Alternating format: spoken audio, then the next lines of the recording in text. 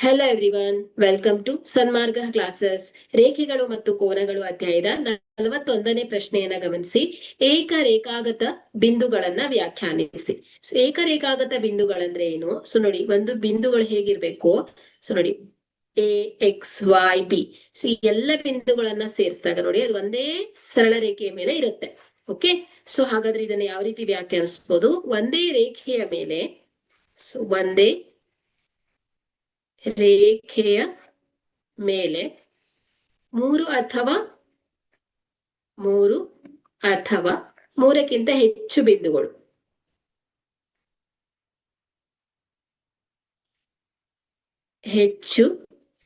ಬಿಂದುಗಳು, ಅದು ಹೋಗುವುದನ್ನು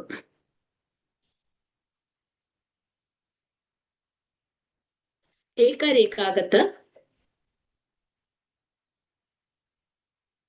ಬಿಂದುಗಳು ಎನ್ನುವರು.